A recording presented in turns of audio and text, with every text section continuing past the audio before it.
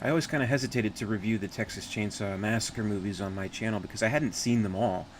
Uh, this one, Leatherface, the Texas Chainsaw Massacre 3, I had never seen before, but I thought, hey, let's watch it this year for 31 Days of Horror, and I'll share my thoughts on it in this video. So last night was my first time ever seeing this movie, uh, because I don't know, like it is maybe like a little bit harder to find. Like if you're a horror movie collector, DVDs, Blu-rays. I don't even know if it is on Blu-ray, but it's pretty easy to find the original '74 film, obviously. Uh, the second one, like there was like a period like when like the Saw movies were really popular.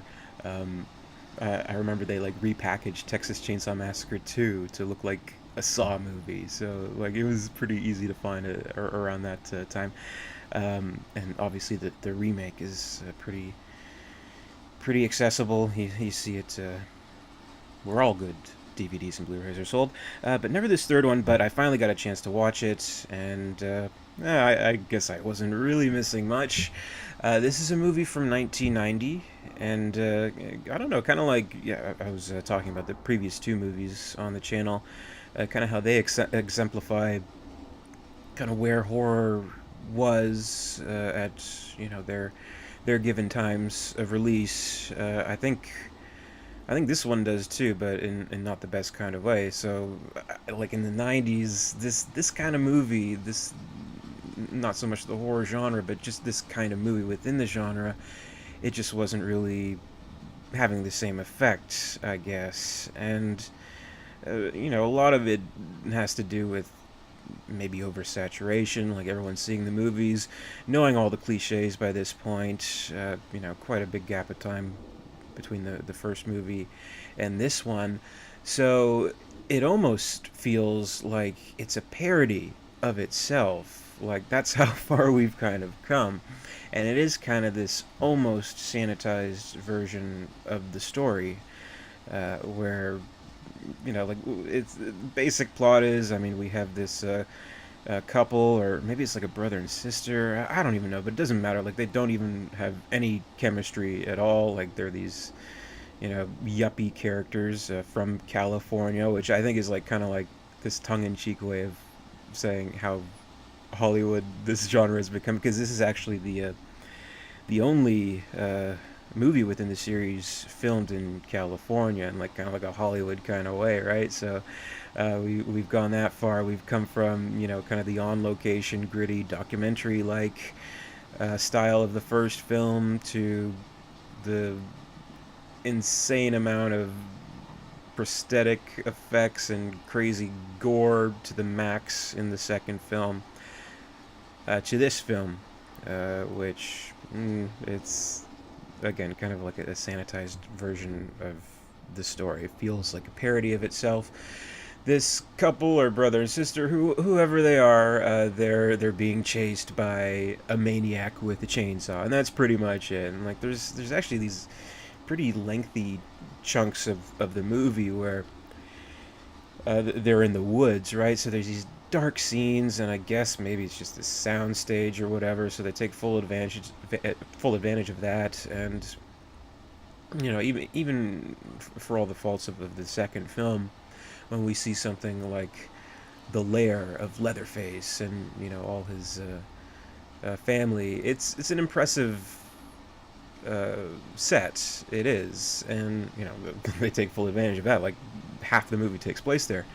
Um, with this one, like we meet the family and their lair, and it's nothing particularly amazing. It's just like a house, right? So it's kind of come this dull way, sort of, and just maybe because of it being the third movie in the series, and all the other movies that kind of replicate it or even top it in terms of gore or crazy effects or things like that, it just doesn't seem to have the same effect with this 1990 film.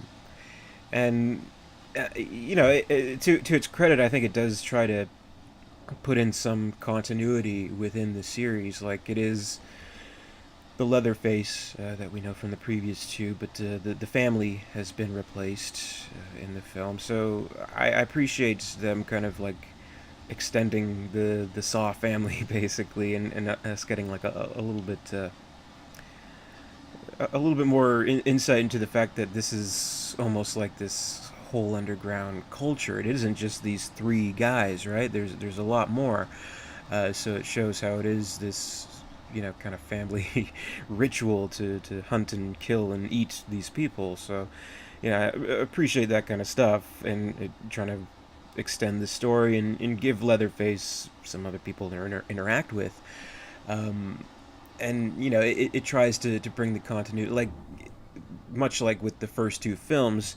It has that opening scroll, right, where yet again we learn more about Sally Hardesty from the first film. They just love like giving us a little bit more information about her. um, and they always seem to say, like, I love how they put in like Sally Hardesty and her invalid brother. Like, I mean, like the guy was just in a wheelchair. Like, you didn't need to bring that up. Like, kind of mean. Like, Sally Hardesty and her fat, stupid, piece of shit invalid brother experienced the Texas Chainsaw Massacre. Jesus, man. But anyway, we learn a little bit more in the second movie, in the opening scroll, that after the events of the first film, she was institutionalized, right? So we learn just a little bit more about her. And in the opening scroll of this film, we learn that she died in the institution. So she went catatonic after the experience, and I guess she just died. So everything ended up pretty good for her. At least like Leatherface didn't like follow her into the city and kill her like Jason did with the girl from the first Friday the 13th movie. So there's that. But the movie it feels like it's playing with a tired premise, which it is at this point. But they do a little bit to kind of, I don't know, give it a little bit more, I don't know, just a different tone than the other ones. Like, this one almost feels like a thriller, right? And I think the introduction of the Ken Foree character, who's great, Ken Foree from Dawn of the Dead. When there's no more room in hell, the dead will walk the earth.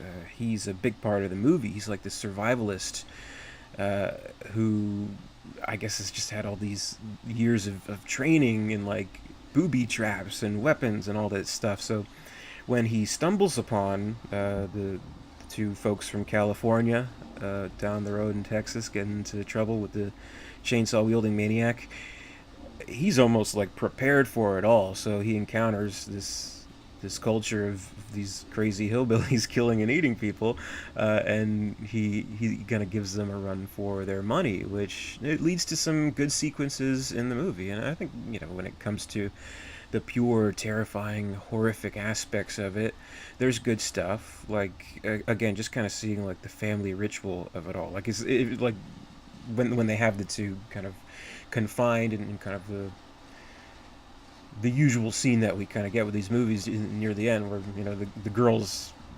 restrained and at the dinner table, like it's like the formula of these movies basically, where they're all preparing, and it just feels like they're all preparing for a normal family dinner, more than the previous two movies, I think.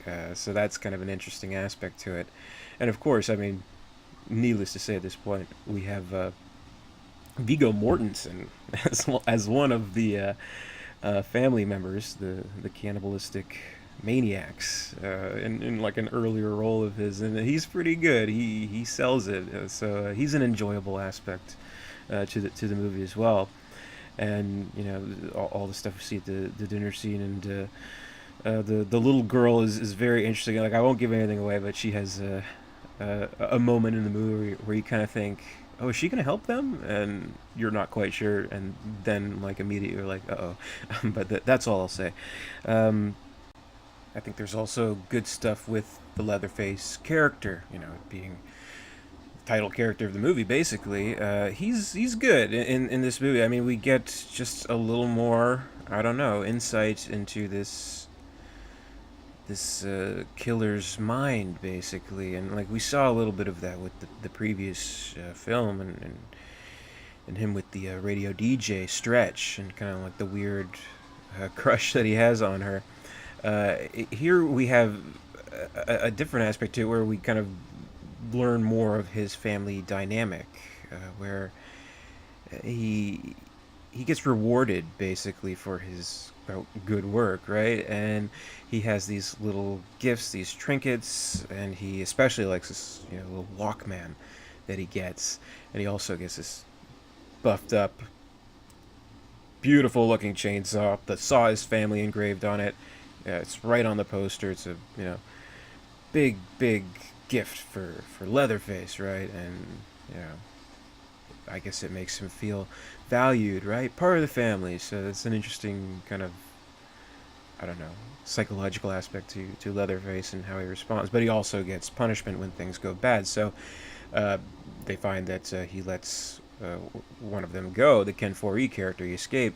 So he burns his Walkman, and this upsets him greatly, and so he goes into his little shack to sulk basically. And there's also an interesting scene with like a speak and say, or whatever it is, one of those weird, you know 70s 80s electronics where you like type in words like